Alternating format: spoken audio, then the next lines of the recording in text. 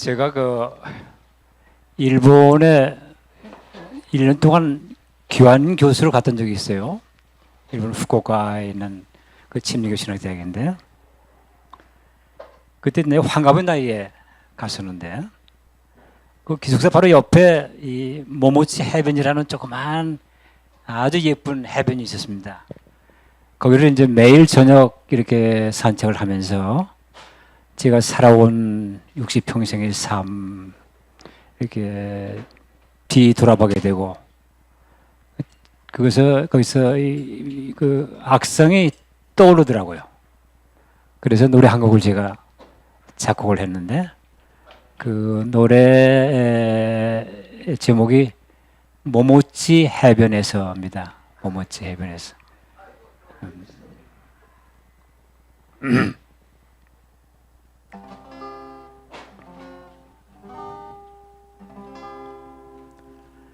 인생은 흘러 여기까지 왔는데, 바람 따라 구름 따라 어디로 가느냐. 모모치 해변에서 밤하늘 별을 보면 절썩이는 파도 소리 내 마음 설렌다.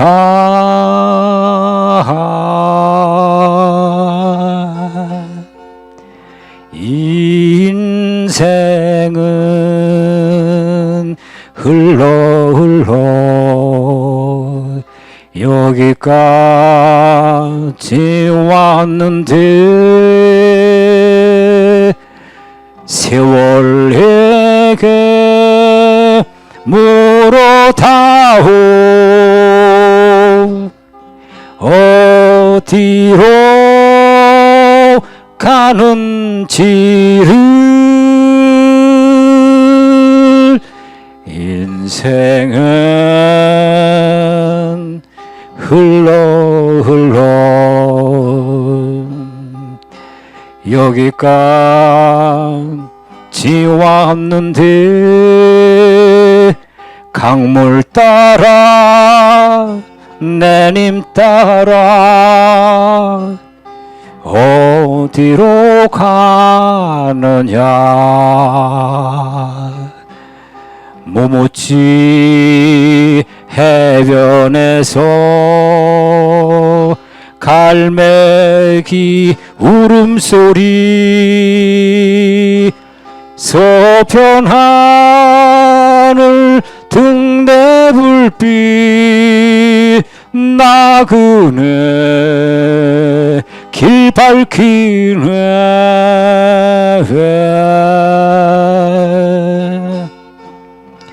인생은 흘러 여기까지 왔는데, 세월에게 물어다오.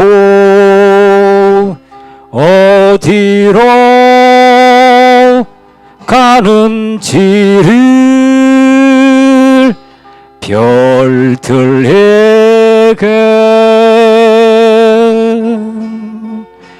물어다오.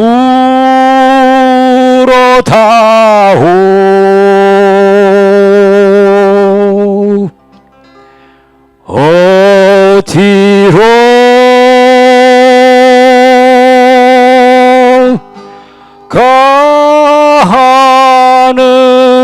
가는지.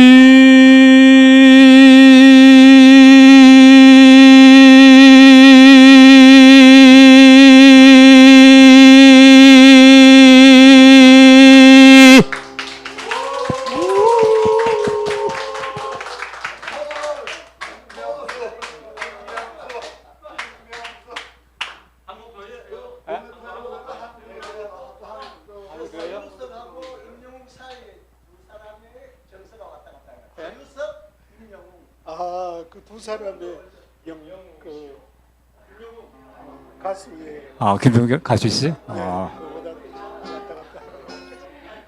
그 제가 좋아하던 가수 중에 한대수라고 있어요.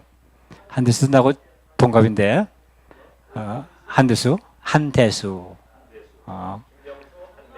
그 친구도 그 노래가 금주곡이 돼가지고 한동안 미국에 도피 생활을 했었는데 그분의 대표적인 행복의 나라로. 장막을 걷어라 너의 좁은 눈으로 이 세상을 또 보자. 창문을 열어라 춤추는 산들 바람을 한 번 더 느껴보자. 가벼운 불바다 위로 나를 걷게 해주세. 온갖 새들의 소리 듣고 싶소. 울고 웃고 싶소. 내 마음을 만져줘. 나는 행복의 나라로 갈 테야.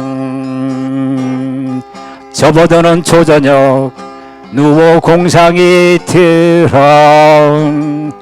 생각에도 취했소. 벽에 작은 창가로 흘러드는 산뜻한 노는 아이들 소리에 나는 살겠소. 태양만 비춘다면 밤과 하늘과 또 바람 안에서 비와 천둥의 소리 익혀 춤을 추겠네. 다들 행복의 나라로 갑시다.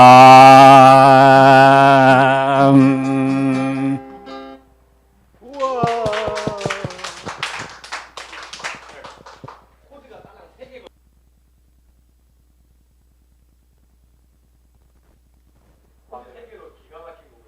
예.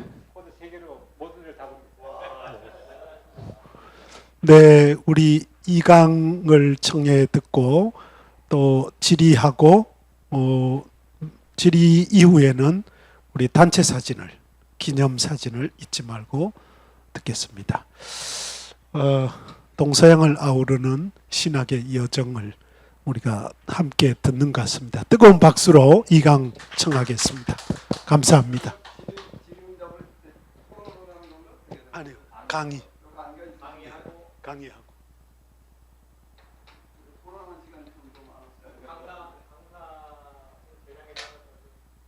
네.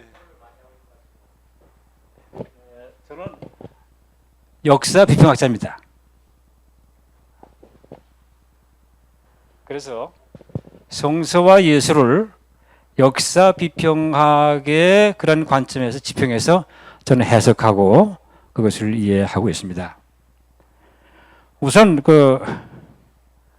예수께서 살았던 시기가 AD 30년, 예수의 공생애가 30년경이죠.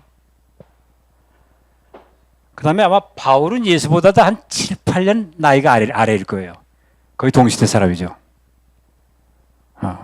바울은 예수보다. 근데 이게 예수가 돌아가신 다음에 나는 부활생천 얘기 안 합니다. 예수가 돌아가셨습니다. 돌아가신 다음에 예수의 삶과 그가 하신 말씀들을 모아서 그걸 가지고 선교를 했던 완더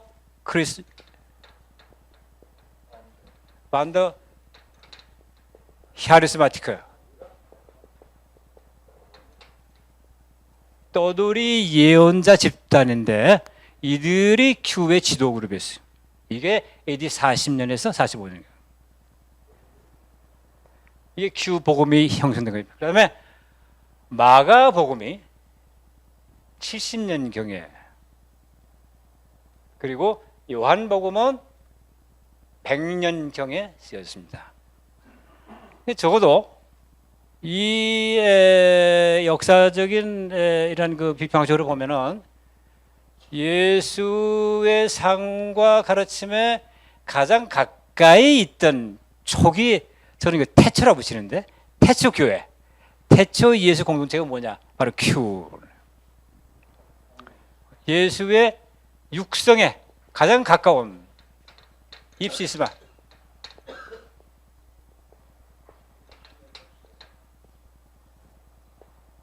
입시스마 복스.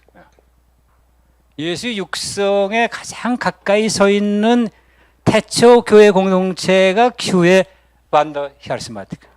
이들은 예수 말씀대로 살려고 아무것도 가지지 않고 이곳저곳 갈릴리 농촌을 돌아다니면서 하나님 나라를 전파했던 이런 사람들.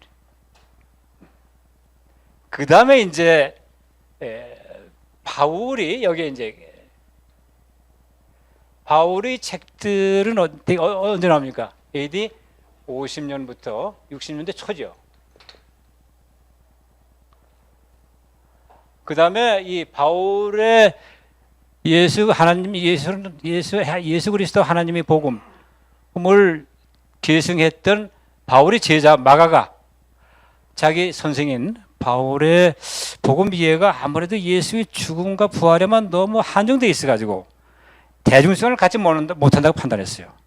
그래서 이 예수의 삶과 죽음을 여기에 확장해서 복음서를 좀 더 그래서 대중성을 갖도록 하자. 그래서 마가가 쓰는 것이 AD 70년 마가복음. 그래서 마가복음은 바로 예수 내러티브 스토리.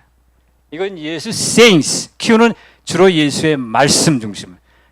마가는 예수의 내러티브. 예수 이야기 중심으로. 예수 이야기 중심 뭐예요? 예수는 갈릴리에서 from 갈릴리 to 제루살렘. 이게 마가가 우리에게 보여주고 있는 예수의 내러티브입니다. 예수는 갈릴리에서 공생애를 시작해서 하나님 나라 복음을 전하다가 예루살렘에서 종교, 정치, 권력에 의해서 비참하게 살해됐다. 끝! 마가에는 부활이 없어요.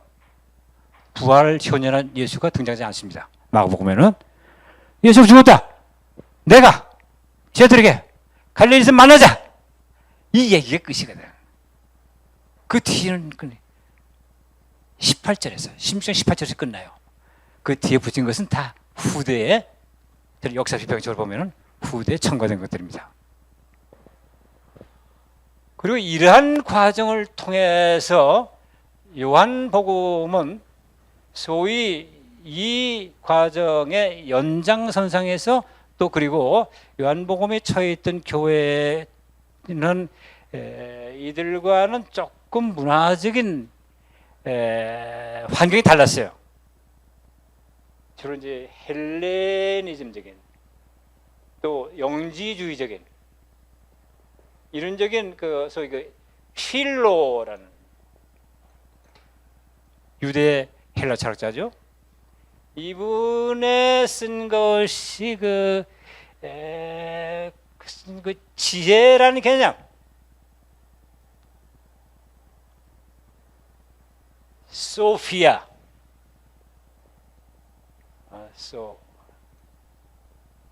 이 지혜를 아마 요한복음 저자는 이거에 대해서 이 문화권 세계에서 선교했던 공동체입니다. 그런 속에서 예수를 이 헬레니즘이라는 문화와 개념으로서 해석을 했던 거죠. 그래서 소피아는 요한복음 저자는 소피아를 뭐로? 로고스로 바꿔서 이게 요한복음의 1장. 그래서 로고스 기독론, 로고스 크리스톨로지가 요한복음의 핵심 포인트로서 자리 잡게 되는 거죠. 이것은 필로의 영향입니다. 헬라 영향입니다. 그래서 이런 전반적인 이런 사상, 이 점에서 이제 뭐 이 뒤에 이제 나중에 니케아 325년에 니케아 그 다음에 이제 콘스탄티노플 회의가 나타나죠. 그래서 이제 기독교의 삼일체 교리가 완성된 것은 물론 그 씨앗은 성경에서 찾아볼 수 있지만은 교리로서 완성된 것은 니케아 콘스탄티노플 회의죠.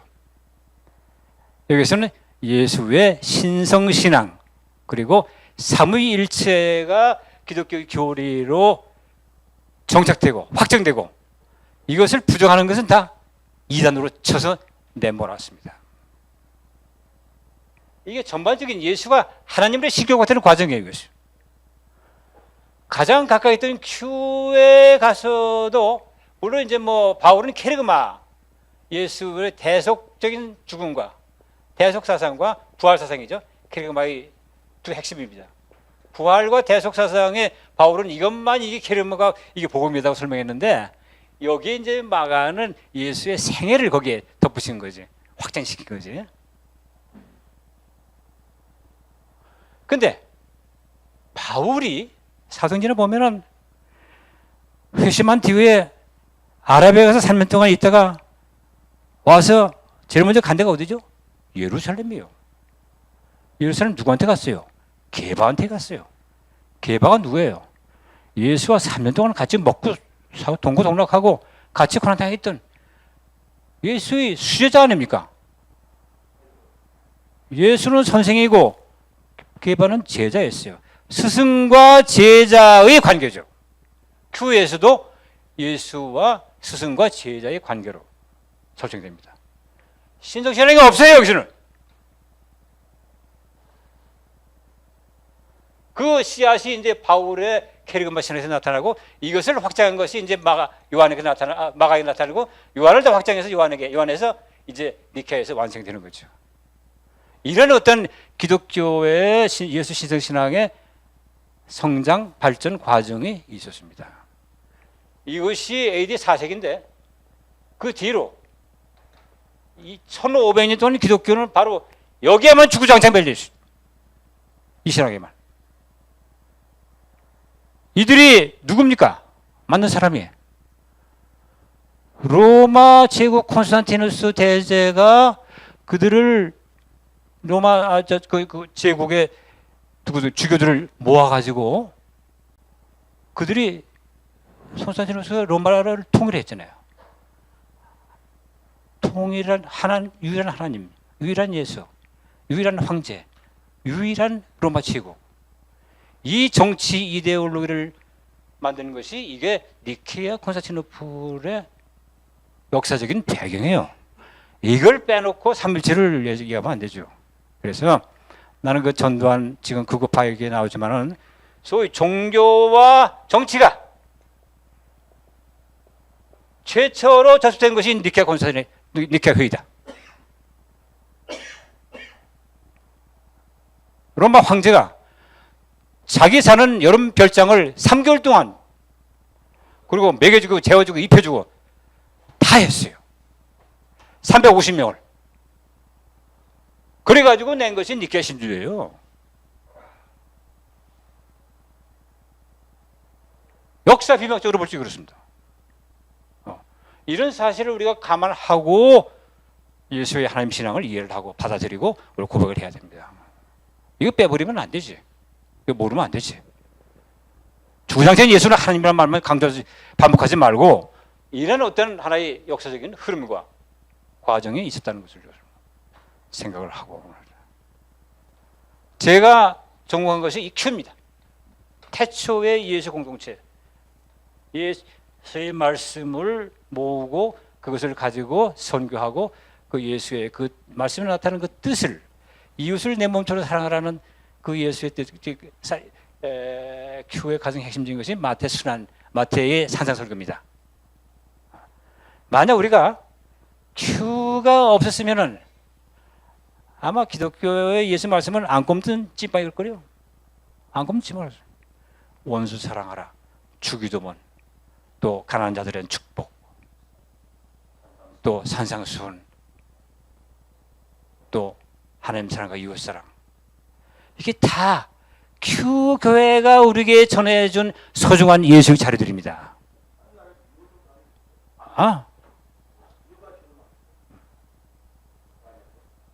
근데 이제 큐는 주로 비유는 이제 주로 예수의 말씀, sayings, Jesus sayings, 예수 그 어록 공동체.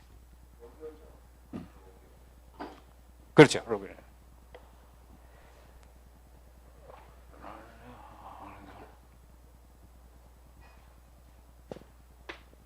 자, 이러한 전이해를 가지고 제가 이제 강의를 좀 아까 조금 제가 이제 그 과목에서 동양 사상을 깊이 읽고 거기서 신학적인 어떤 이야기를 다루는데 특히 그 대승 경전 중에 유마경이라는 게 있어요. 유마경. 그렇게 뭐 두껍지 않습니다. 간단하게 읽을 수 있는데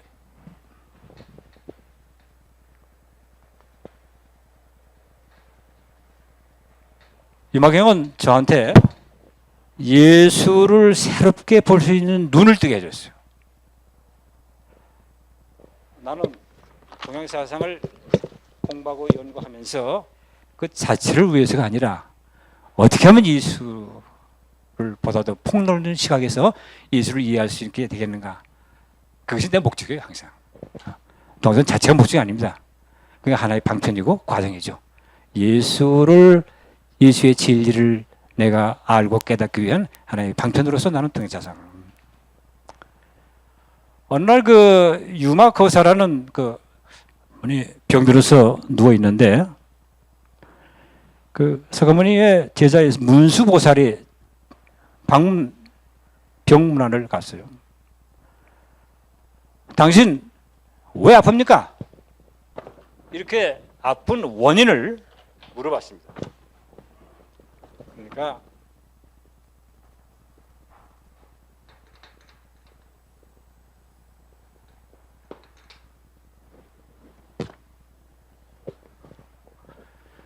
일체 중생이 병이 들었기 때문에 그래서 내가 앓고 있습니다. 만약에 일체 중생이 병에서 나으면은 그러면은 내 병은 저절로 사라질 것입니다. 나와 중생. 나라는 것은 이제 보살이죠. 유마고사. 보살의 중생은 이건 둘이 아니다. 불이 본물이죠. 우주 만물을 서로 상의 상관적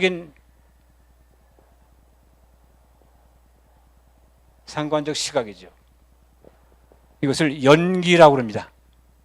연기적 시각에서 우주 만물을 파악하고 있는 서로 연결되어 있다는 것이죠. 내가 있으므로 내가 있고, 네가 있으므로 내가 있고, 네가 죽으면 내가 죽고, 내가 죽으면 네가 죽고.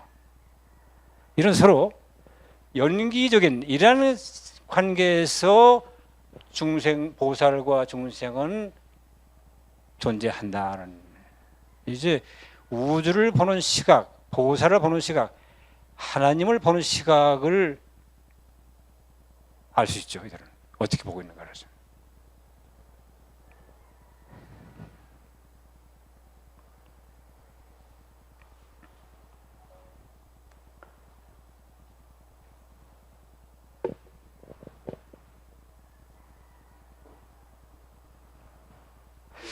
저는 이 유마경의 보살 사상은 보살이라는 것은 실제 역사적 인물이 아닙니다.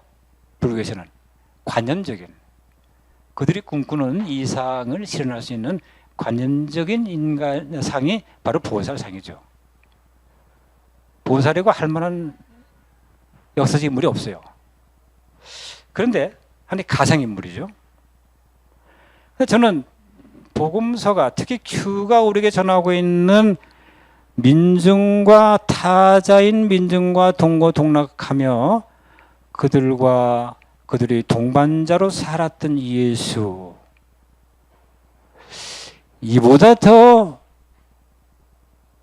불의 사상을 표현할 수 있을까요? 나는 그런 차원에서 예수는 보살이다 이렇게 봅니다. 인류를 구원하는 구세주는 바로 예수다. 보살은 구세주 사상이에요. 기리성 씨가 얘기했죠? 예수는 보살 사상? 난 그분 전 읽어보지 않았어요. 어떤 뜻에서 그분을 얘기했는지 모르지만 나는 이제 유마경의 이 불의 사상, 중생 아픔 내가 예수만큼 중생의 아픔과 고통과 죽음을 자기 몸으로 동고동락하며 그걸 실천했던 사람은 불교 역사에 없다. 예수가 유일무이하다. 근데 이 유마경은 AD 3세기에 태어났어요. 대승불교가. 예수는 언제 했어요? 1세기, 2세기 전이에요.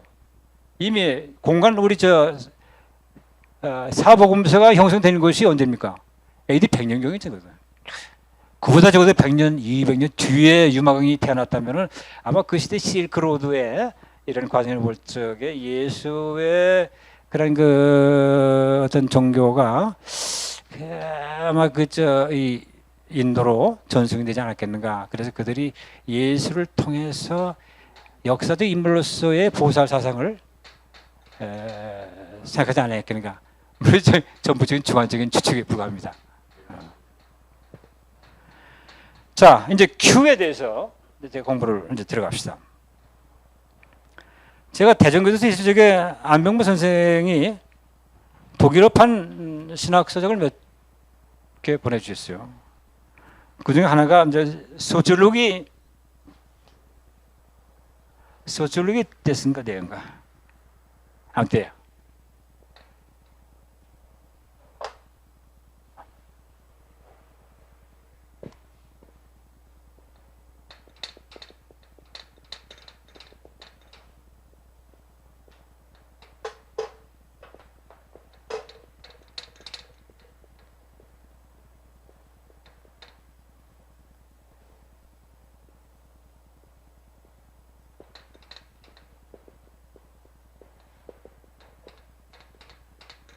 이 두 책입니다. 예수 운동의 사회학이라는 책하고 또 이 반더 라디칼리스무스 떠돌이 급진주의, 이게 Q 지도자들을 말하는 거예요. Q 지도자들, Q의 떠돌이 급진주의자들.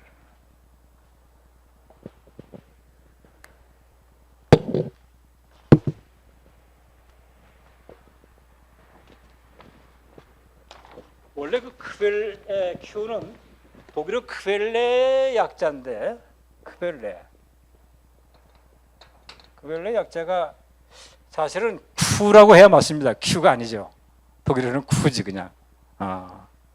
근데 이거 영어가 돼가지고 이제 Q가 돼버렸는데, Q 복음이 돼버렸는데, 하여튼 크벨레.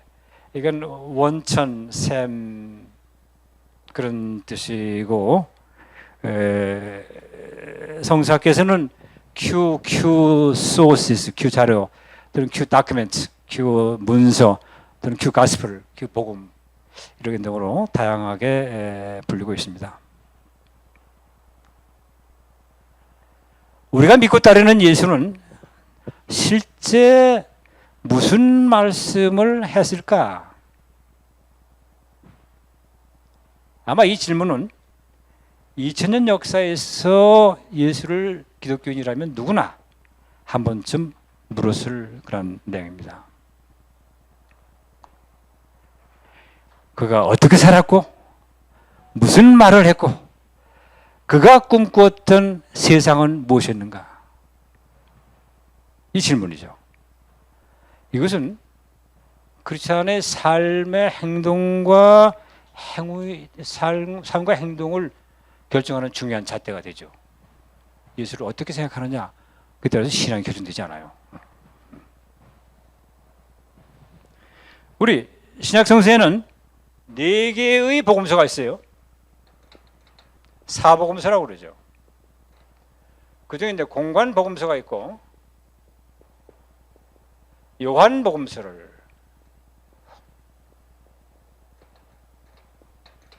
공관 복음서는 우리 잘 아는 마태, 마가, 누가, 또 요한 복음서는 소위 이들과 주로 이 문화권은 팔레스타인, 시리아 남부, 디아스포라 유대인 공동체와 가까이 있는 공동체들이죠. 그 다음에 요한복음은 오히려 헬라의 사상이 문화권 속에서 존재했던 공동체, 요한교회 공동체의 이런 사상이라고 볼 수 있습니다. 그런데 우리는 복음서를 읽다 보면은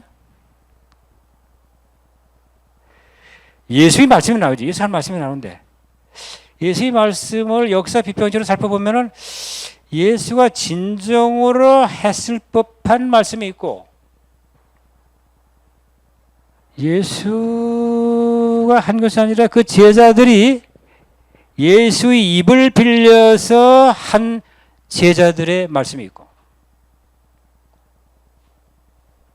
Gospel of Jesus, Gospel about Jesus.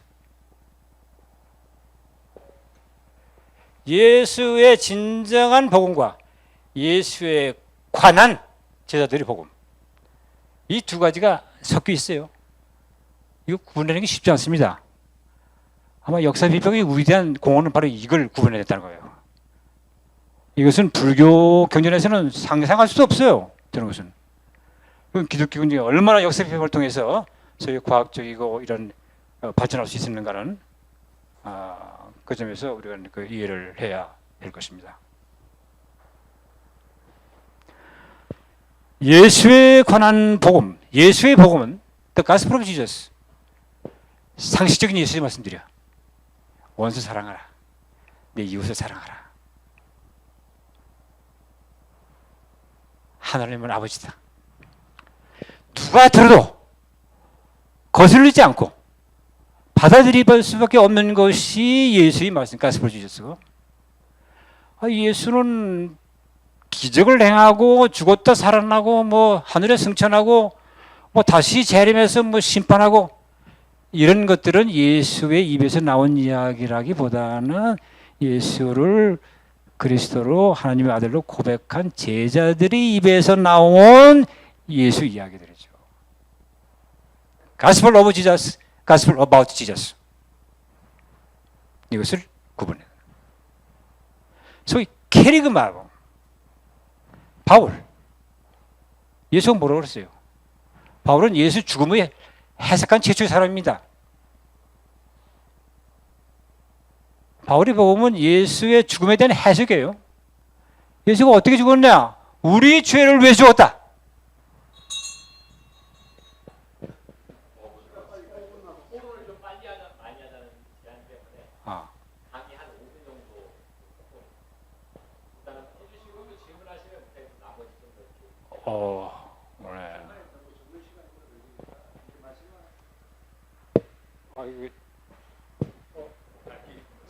사도행전하고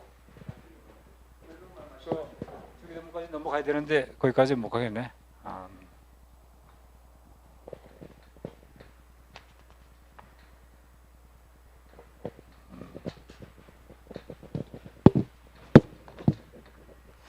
하여튼 판덴베르크가 말했듯이 역사로서의 계시, Revelation as History,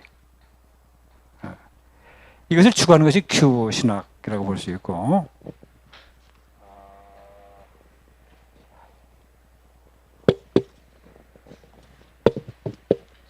두 자료설은 좀 얘기를 해야 되거든요. 두 자료설.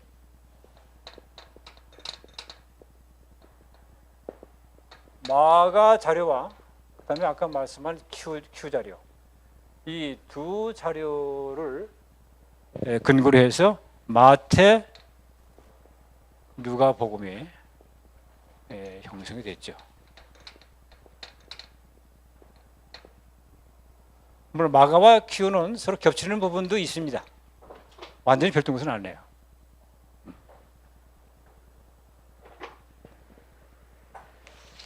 하여튼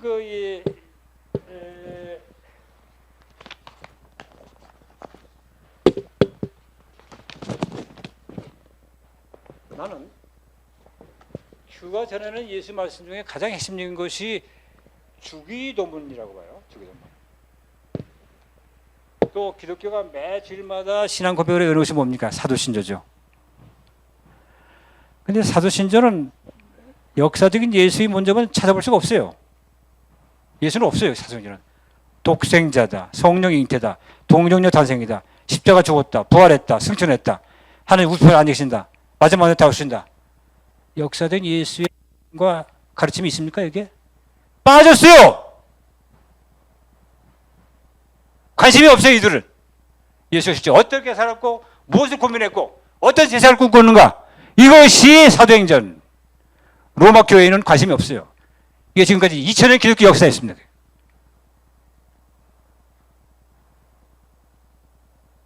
주기도문. 저는 주기도문이 소위 기독교 복음의 원형이라고 봐요. 주기도문은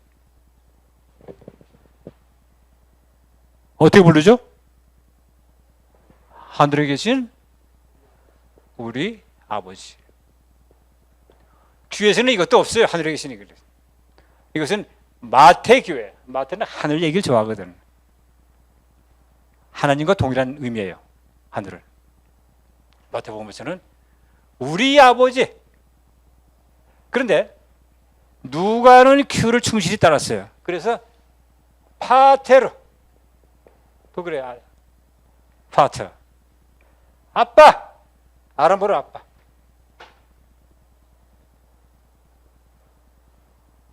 Q에서는 하나님을 내 가족의 가장으로 알았어요. 부자, 지간.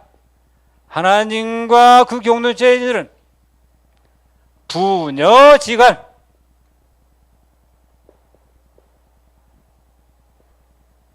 하나님과, 그래서 Q에서 하나님은 천지를 창조하신 부모입니다. 이게 하나님 장애예요.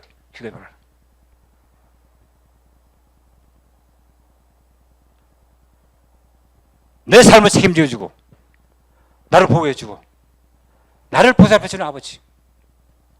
나는 뭐냐? 하나님의 자녀예요.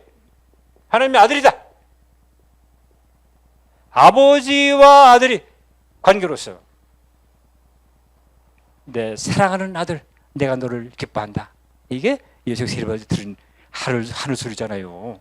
그러니까 Q는 예수와 하나님의 관계를 아버지, 부모와 자식의 관계로 이해했다.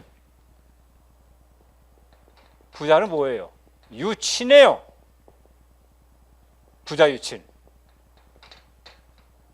우리 Q는 동양사상과 상당히 유사합니다.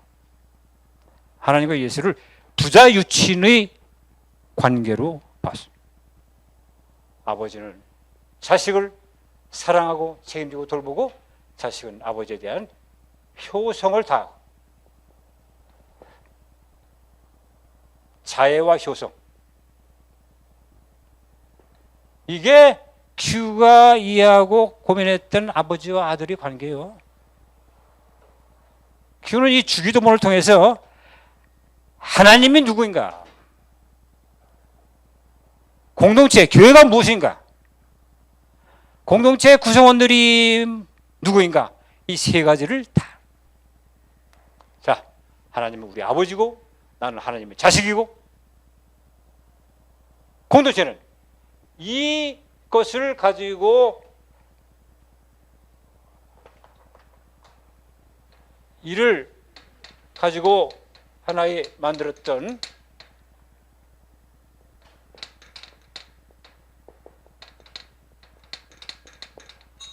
하나님을 가장으로 한 파밀리아 데이, 하나님의 가족이다. 이게 큐자의식입니다. 나는, 우리 교회는 하나님의 가족이다. 이게 하나님의 가족을 확장시켜 나가는 것이 교회 선교였어요. 우리만이 아니라 아까 내가 공자 얘기했죠? 이웃도 하나님의 가족으로 만드는 하나님 가족의 확장 운동, 이것이 신앙이에요. 그럼 이걸 위해서는 이제 예수의 하나님이 이제 앞에 하나님을 우리에게 하나님의 얘기를 이제 설명해야 되는데 그건 시간이 없어서 이걸로 끝내도록 하겠습니다. 자, 하나님은 자유로우신 아버지고 우리는 하나님의 효성을 담은 자녀고, 그리고 공동체는 바로 이 하나님을 가장으로 삼은 우리 하나님의 가족 공동체를, 파밀리아 데이를, 이것을 확장하는 것이, 이것이 교회가 해야 될 역사적 책무다. 여기서 마치겠습니다. 예, 뜨거운 박수로 이강을 해주셔서 감사합니다. 지금 그 전체 주제를 제가 계속 상기시키는 이유는 맥락을 좀 잘 파악했으면 좋을 것 같고요. 지금 한국 기독교는 적대와 혐오, 악마화, 그리고 폭력화, 왜곡, 변질되고 있지요. 다 모든 한국 기독교가 그런 건 아니지만 상당수, 그리고 그것이 현실인데, 오늘 예수 복음의 핵심 알맹인 Q 자료, 세계적인 석학이시고 한국 Q학회 예수 복음의 진짜 알맹이 1기 회장님으로 역임하셨던 김명수 교수님의 강의를 듣고 두 번째 질문하겠습니다. 시간 관리상 질문을 조금 짧게, 그리고 설명보다는 질문을 하셔서 교수님의 못다한 강의가 이어질 수 있었으면 좋겠습니다. 네.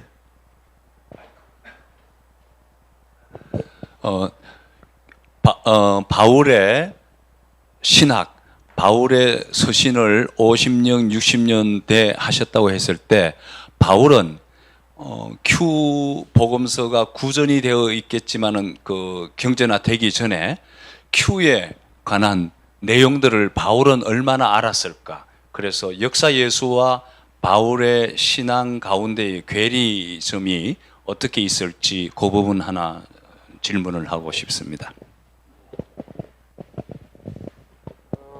사도행전을 보면은 바울이 아라비아 사막에서 3년 동안 수행을 한 다음에 예루살렘으로 제일 먼저 갔어요. 그래서 만난 것이 게바, 베드로. 내가 또는 기독교인들이 믿는 예수가 도대체 어떤 인물이었는가? 이 궁금증을 해소하기 위해서 게바를 만났을 겁니다. 그러면 게바가 바울이 3년 동안 예수에게 들은 그 말씀들, 이걸 중심으로 설명하지 않았겠어요? 또 예수는 어떻게 죽었다, 이 죽음의 내용을 설명하지 않았겠어요? 여기서 바울은 어떤 자기 신학의 단초를 찾지 않았는가? 우리가 Q와 바울은 또 뭐 바울과 예수의 연속성을 문자적으로 성서 텍스트는 없으니까 그것은 나는 그렇게 보지 않습니다. 단순히 얼굴로 대면해서 내가 아는 것이 아니라 그 사람의 사상을 내가 서로 공유하면은 그건 그 사람을 만난 거고 그 사람과 같이 사는 거죠. 그걸 알아야 되죠. 내가 예수 만났습니까? 안 만났어요. 평생 그냥 예수를 붙잡고 살고 있어요. 만난 사람이 없는데. 바울도 똑같아요. 근데 바울은 게바가 직접 예수와 부대끼면서 삶을 살았던 그 게바로부터 예수께서 이러이러한 말씀을 하셨다, 예수가 이렇게 죽으셨다, 이 얘기를 보름 동안 집중 공부를 했어요. 근데 바울의 문서들에 나타나는 특히 이웃 사랑에 대한 이야기들은 다 큐의 정보입니다. 이미 그것은 베드로를 통해서 개발을 통해서 바울이 예수의 말씀으로 그것을 자기가 받아들였고, 그래서 그것을 수없이 로마서에서도 수없이 갈라디아서 곳곳에 나옵니다. 근데 사람들은 큐와 바울은 아무 상관이 없다, 이렇게 일반적으로 해석을 하죠. 나는 다르게 생각합니다. 아니, 거기는 서로 특히 원수를 사랑하라는 이런 사랑의 아가페 계명들은 거의 바울은 예수로부터 받은 것이 확실하다. 역사 예수라고 했을 때 지금 말하는 예수님의 말씀을 통해서 윤리적이고 도덕적이고 이런 것까지는 이해되는데, 우리가 역사 예수 그러면은 예수님 당시가 로마의 그 제국주의 치하에서, 우리로 말하면 식민지 치하에서 정치적인 활동과 삶이 하나도 없는데, 예수님께서는 사실 로마 법에 의해서 사형을 당하신 것 아닙니까? 그래서 그런 역사 예수에 관해서 사실은 성경에도 지금 안 나오고 바울도 언급이 안 되고, 그런 것들이 예를 들어서 우리가 일제 치하에 있을 때에 아무리 도덕 윤리 말하면서 일본에 대한 식민 제국주의 통치에 대해서 아무런 언급이 없다라면 사실은 알맹이 뺀 역사에 언급이 되지 않을까 해서, 그런 부분은 바울은 전혀 언급지도 않고, 또 경전화될 때에 로마 식민지 하에서 경전화된다는 것은 문서적으로 해서 비켜나갈 수는 있을지 모르지만은, 예수님께서도 로마 식민지에 대해서, 로마에 대해서, 국가에 대해서 한 번도 그에 대한 언급이 없다라는 것이 경전화되는 과정에서는 비켜나갈 수 있지만은, 예수님은 그러면은 로마 식민지 그 제국 통치에 관해서 역사 예수로서는 일체 그에 대한 언급이나 관점이 어떨까라고 하는 질문입니다. 예수가 그 시대 로마 제국의 피압박 민중과 더불어 동고동락하고 그들의 파트너로 살았던 그 자체가 이미 그들의 식민지 질서를 어지럽히는 그런 행위였고, 특히 예수는 로마에 세금 바치는 것을 거부했어요. 그래서 일단 예수가 죽은 것은 십자가형으로 죽었다. 제가 말진 행기를 십자가형을 제가 번역했어요. 끝냈는데, 예수가 십자가에 죽은 것은 그 당시 십자가가 어떤 로마의 식민지 질서를 어지럽히는, 교란시키는 정치범에 한해서 십자가 처형을 했어요. 예수의 죽음 그 자체가 예수가 온 몸으로 로마의 정권에 저항했던 그 사인이 아닐까요? 나는 그렇게 보고 있습니다.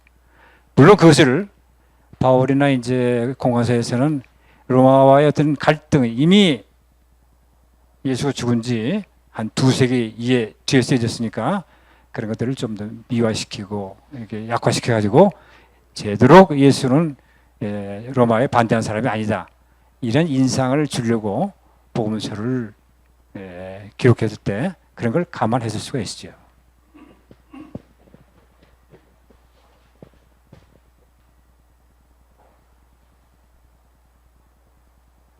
우리 교수님께서는 이제 큐문서를 이제 전공하신 전문가이신데요. 큐문서가 예수님에 대한 최초의 그런 이제 어떤 기록이었다, 문서 기록이었다는 얘기가 되는 거죠. 이거는요, 문서 기록이었다는데, 그 지금 저기 말씀하신 거 이렇게 보게 되면은 이제 사라졌다. 그런데 그게 이제 복음서, 공관 복음서에 주로 남아 있다. 그런데 지금 여기 이렇게 보게 되면은 약 220여 개의 문단으로 구성되어져 있다, 이렇게 지금 이제 얘기를 하셨어요. 이 복음서에 지금 이제 그 큐 문서들이 들어있다, 이제 편제돼 있다. 근데 그거를 어떻게 구분을 해가지고 이게 큐 문서다라고 하는 기준이 어떻게 해가지고 그게 220여 개의 문단이다. 그리고 이제 주기도문 뭐 이런 거 말씀을 하셨는데, 이제 큐 문서에 뿌리를 두고 있다라고 말씀을 하시잖아요. 근데 그 큐면서라고 하는 기준이 뭘 가지고 그렇게 찾아내시는지 그 부분을 좀 말씀해 주시면 좋을 것 같아요. 우선 공감복음서에 있는 예수의 말씀들이 있죠. 마태, 마가, 누가복음에 있는 예수의 전체 말씀 중에서 그중에 특히 이제 그 마가복음에 있는 예수의 말씀들이 있어요. 마가복음에 예수의 말씀을 빼고 누가와 마태에게 공유되고 있는 예수의 말씀들이 있어요. 네. 그것을 큐라고 합니다. 그러니까 마가복음은 없고 원칙적으로는요. 마가복음은 없고 누가와 마태에 공유되어 있는 예수 말씀이 약 한 260절 정도. 마가복음 분량의 3분의 1 정도 됩니다. 우리가 그것을 이름해서 이제 큐라고 하고 네. 그 범위는 이제 뭐 다양하게 학자들마다 서로 차이가 있을 수 있죠. 이제 복음서 그렇죠. 문제에서 볼 때 이제 큐문서라고 얘기하는 거 음. 이제 그걸 말씀하시는 거죠. 그리고 또 하나는 이미 우리 도마복음이라고 있어요. 도마복음은 그것도 이제 예수 말씀, 예수 가라사대 복음서인데 예수 이렇게 말씀하셨다고 하는데 그것도 큐와 비슷합니다. 문학 양식이 큐와 비슷한데 그것은 1945년에 발견됐어요. 도마복음이. 그러니까 그 전에는 그것도 잃어버린 복음서였죠. 로스트 가스펠. 근데 이것이 발견돼서 지금은 이제 도마복음의 뭐 존재를 뭐 큐는 아직 도마복음처럼 어떤 독립된 독자적인 복음서로서는 존재하지 않습니다. 우리가 단순히 마태와 누가복음에 들어있는 예수의 말씀들을 공유한 예수의 말씀들을 추출해서 그것을 이제 큐가 한 260절 정도 되는데 지금 뭐 이 성서신학계에서는 뭐 일반적인 학설로 통설로 되어 있죠. 그래서. 이제 사도 바울이 게바에게 이제 그 전달받을 때에는 뭐 아직 큐 문서라고 하는 게 등장하기 이전이라고 봐야 되는 그러니까 그렇죠. 거죠. 그 이제 베드로가 들었던 예수의 말씀들이죠. 큐의 원래 모습을 그래서 Q1이라고 그래요. Q도 이제 발전 단계가 있는데 Q1, Q2, Q3가 있는데 Q1의 예수의 말씀, Q2 예수의 말씀 그 차이가 있습니다. 베드로는 아마 Q1 예수의 말씀 중심으로 바울에게 소개를 하지 않았겠는가. 지혜의 말씀들. 그래서 이제 바울의 지혜의 말씀들은 거의 Q에서 오는 것들이 상당히 많습니다. 그 큐라고 하는 거 이제 복음서 문제에서 다루고 있는 그 이제 어록지 그걸 얘기하시는 거잖아요. 그러니까. 예, 알겠습니다.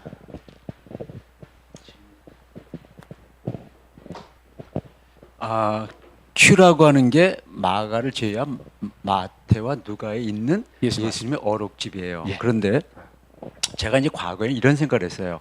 마태, 마가, 누가가 먼저 쓰여졌고 그리고 요한복음이 늦게 썼기 때문에 역사적 사실에 공감이 더 가깝다 이렇게 생각을 했어요. 그런데 다시 생각해 보자는 거죠. 예수님 당시에 지금 저 예수님 밖에서 지금 표적을 행했어요. 이적을 행했어요.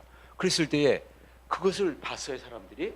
여기서 두 가지. 하나는 제3자가 거기서 떠드는 얘기하고 예수님의 12제자건 한 사람이 그 현장을 본 거예요.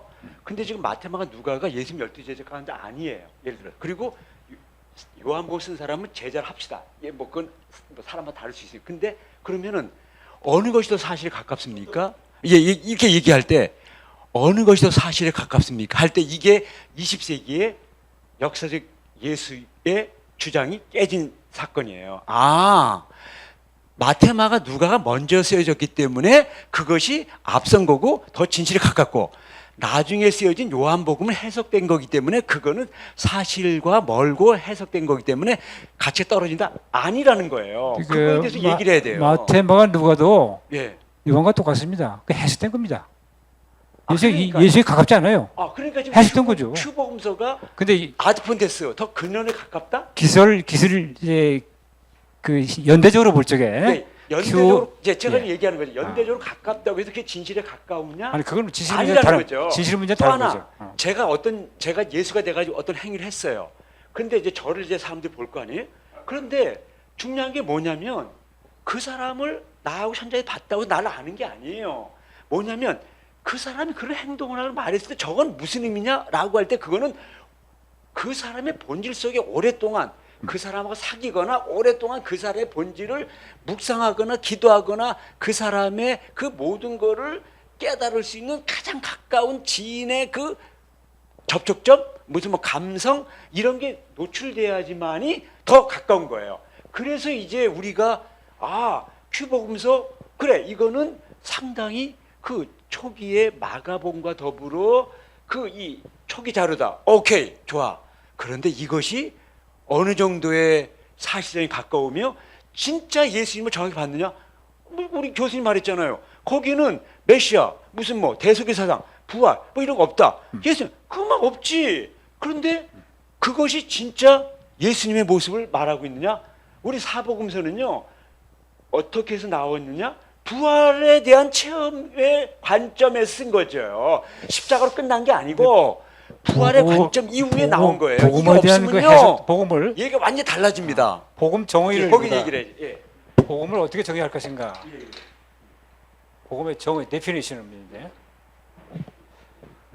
나는 그 지금까지 복음을 꼭 예수의 대속과 부활 사상, 대속적 부활, 십자가 대속, 부활, 십자가 부활 이게 꼭 들어 있어야 이것을 복음으로 정의할 것인가? 여기에 대해서 근본적으로 우리는 그 의심을 가져야 됩니다. 우리가 크게 의심하면 큰 깨달음에 이룰 수 있어요. 대의, 대오. 성서는 묻지 않으면 침묵합니다. 물어야 돼요. 복음에 대해서도 물어야 됩니다. 나는 바로 지금까지 이 서구신학자들이 지금 쭉 내려오고 있는 오직 대속적인 십자가, 대속적인 죽음과 부활 사상이 있어야 이게 복음이. 그래서 이렇게 주장하는 사람들은 큐를 반쪽 복음이라고 그랬어. 반쪽 아래. 왜? 이게 없기 때문에. 반쪽 복음. 반쪽 복음이라. 이게 있어야 이게 온전한 복음인데 큐는 이게 없다? 당연히 없지. 허나 나는 큐 복음 자체를 꼭 대속과 부활의 차원에서만 받아들이지 않습니다. 이해하지 않습니다. 예수의 가르침과 예수의 삶. 그러니까 living Jesus. 죽은 예수에 대한 해석이 아니라 living Jesus. 살아있는 예수의 말씀 속에서 우리는 복음의 원형을 찾아야지. 그게 주기도문. 여기에서 복음의 원형을 찾아야지. 죽은 예수에 대한 해석이죠. 우리 대를 또 부활했다. 죽은 예수에 대한 해석이에요. 이것이 복음의 근원이 돼서는 안 된다. 근본이 돼서는 안 된다. 오히려 여기서 돌아가야 된다. 그래서 나는 사도행전에서 어디로? 주기도문으로. 니케아에서 어디로? 갈릴리로. 복음은 돌아가야. 그래야 복음의 원형을 우리는 다시 회복할 수 있다. 이런 생각을 하는 거죠. 그래서.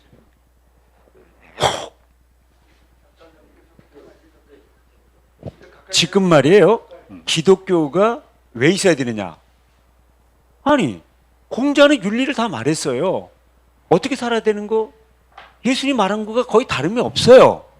지금 복음이라는 게 뭐냐면은 여러 가지가 있어요. 그 중에 가장 중요한 게 뭐냐면 인간의 가장 중요한 두 실존, 죄의 문제를 어떻게 해결할 거냐, 죽음을 어떻게 해결할 거냐, 이 문제에 대해서 얘기하는 게 복음이에요. 그 나머지 것들은 삶의 복음은 윤리예요. 그러니까 종교와 윤리가 어떤 차이가 있느냐라고 할 때 종교는 인간의 가장 근본적인 두 문제를 어떻게 해결할 거냐라고 할 때 윤리에는 없어요. 내가 깨달으면, 올바르게 살면, 극기복례, 아니면 자연과의 합일, 뭐 등등 그거로 해결하겠다는 거죠. 근데 기독교가 그거 없으면 예수 올 필요 없어요. 근데 뭐가 있어요? 윤리 여러분, 다, 얘기 다 끝났는데, 윤리 다 끝났는데, 다 끝났어요. 죄가 뭡니까? 죄라는 것이.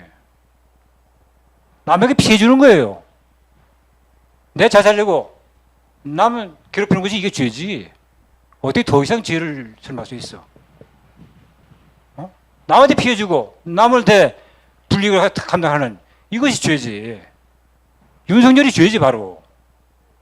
죄를 너무 이렇게 관념을 시켜가지고 아니 그게 아니고 어떤 현실과 기독교가 붙여서 말하는 이렇게 죄는 해석하면 안 되죠. 기독교가 말하는 죄는 지금 기독교도 마찬가지입니다. 윤리에서 말하는 내가 착한 일 안 하는 거, 불선 그거 아니에요. 아니, 기독교가 말하는 바울이 죄는요, 말하는 것도 하나님을 떠난 하나님을 믿지 않는 그거다 요한복음 말하면 예수를 믿지 않는 하나님을 하나님 되게 하지 않는 그게 죄지. 그 사람 윤리적인 의미에서의 아니 윤리적인 의미에서의 아닌 거 불선 그거하고 다른 차원의 윤리하고 종교를 지금 다르게 얘기를 나는 해야 종교는 돼요. 본질을 추구하는 게 아니라 기능이다. 예수도 기능이다. 아 그러면 이게 굉장히 나 심각한 이렇게 생각해. 그러면 예수는 하나님의 뜻을 실천하기 위해서 이 세상에 온 하나님의 사자다. 그러면 요한복음 필요 없어요. 공간으로 끝나야 돼요. 그래서 요한복음 필요 예수는 없어요. 기능이고 요한복음 왜 이건 필요해요? 보네프가 안 봤던데. 필요해요. 공간으로 끝나면 되는 거예요. 왜 필요해요? 요한복음이. 예, 그 제가 조금 다르게 질문을 박오영 교수님 한 질문을 큰 주제 맞게 전체 주제 맞게 질문 한번 드려보겠습니다. 지금 박 교수님이 이런 얘기를 했어요. 복음은 죄와 죽음의 근본적인 두 가지 문제를 해결하는 해답을 담고 있다. 저는 이렇게 얘기했는데 맞아요? 잠깐만. 네. 네. 네, 잠깐만요. 그래서 그래서 제가 질문을 던지는 것은 박 교수님 말씀대로 죄와 죽음의 본질적인 문제를 해결하는 유일한 복음이 예수 그리스도께 있다. 그 기독교만의 유일성과 구원성과 복음의 적합성에 대해서 주장하는 것이 제가 이제 박 교수님께 너무너무 연구를 저보다도 잘하시고 정리하시고 책을 쓰셔서 한스 킹의 머리가 지나도록 우리 교수님의 소개를 받고 제가 2주일 만에 읽고 뇌가 터졌다는 거 아니에요. 지금도 뇌가 아파요. 그래서 박 교수님에게 그걸 꼭 읽어보라고. 그래서 저는 정리가 부족하니까 교수님이 좀 읽고 한스 킹의 사상을 오늘의 한국교회와 어떻게 연결하면 좋겠는가를 역작을 좀 남겨주시면 좋겠다고 과제와 제안을 드렸어요. 그 제안을 드리면서 제가 박 교수님의 사상에 대해서 은근히 이런 질문을 갖고 있었어요. 한스킹의 이 모든 것들의 그 내용을 제 나름대로 천박한 지식으로 정리하면 종교 간의 평화 없이 세계 평화 없다. 어제 이제 평화에 대해서 안강덕 목사님이 샬롬을 오늘의 남북 간의 평화, 이웃 간의 평화, 서로 간의 평화, 하나님과 평화, 우주, 천지인 간의 평화 뭐 이런 의미에서 얘기했는데 죄와 죽음의 복음을 확실히 가진 골보수 기독교일수록 적대와 혐오와 폭력과 비상식과 비법률과 불법에 앞장서는 것이 오늘의 한국교회 일면이라는 게 제 이 토론 속에 제가 개인적으로 답변을 얻고자 하는 거예요. 그런데 지금 이 김명수 교수님 강의를 들으면서 어쩌면 김 교수님이 해석하는 큐복음과 예수님의 역사적 예수 비평에서 나오는 복음을 잘 이해하고 우리의 패러다임을 좀 내려놓고 오픈 마인드로 받아들인다면 한스킹이 말하는 종교 간의 평화, 자와 우의 평화, 남과 북의 평화, 또 우리 교수님이 그 역사적 희생물이잖아요. 간첩과 상관없는데 간첩으로 지금도 여전히 제보고도 그래요. 좌익이다.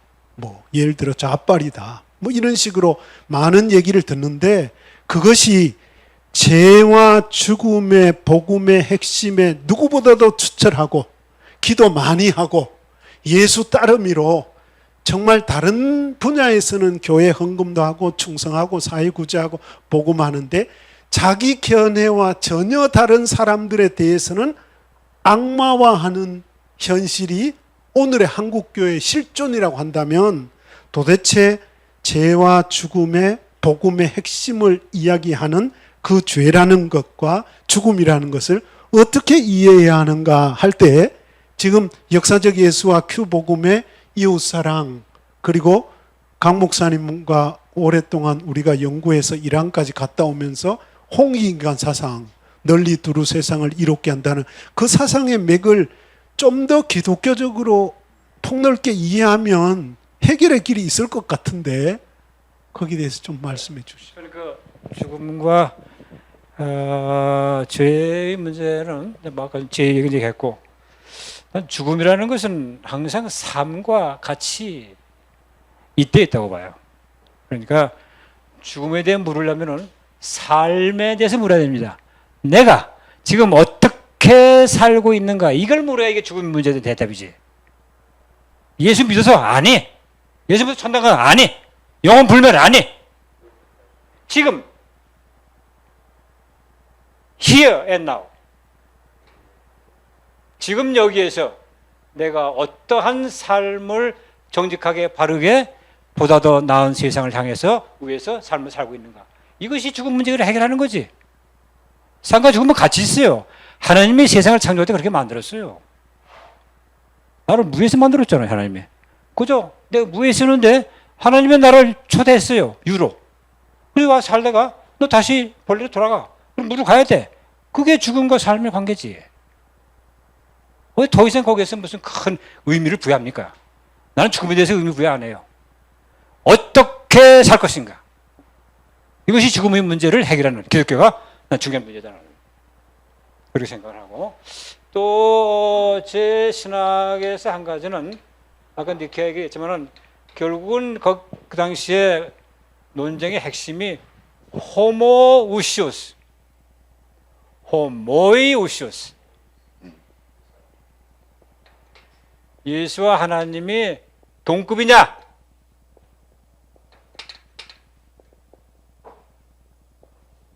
아니면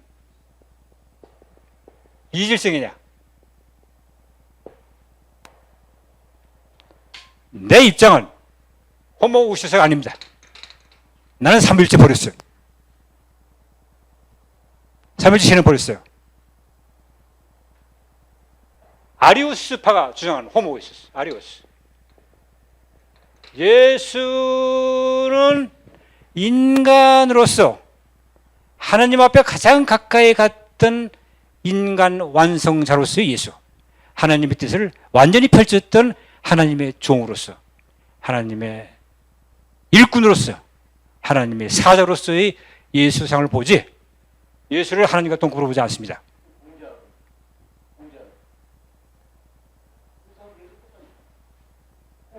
그게 어떠세요? 그게 어때요? 공자면 어때요? 왜 아니? 아니, 그렇게 차이를 들 수 있는 것이 아니라 나는 공자를 믿는 것이 아니라 예수를 믿고 예수를 통해서 내 평생의 삶을 살아왔어요. 예수에 미쳐가지고. 내가 선택이지. 나 예수 선택한 거지. 그때 내가 만약에 캐톨릭이나 불교였으면 내가 지금 머리 깎고 중이 됐을 수도 있어요. 불교심이었으면. 나는 예수를 선택한 거지. 그 선택이 문제지.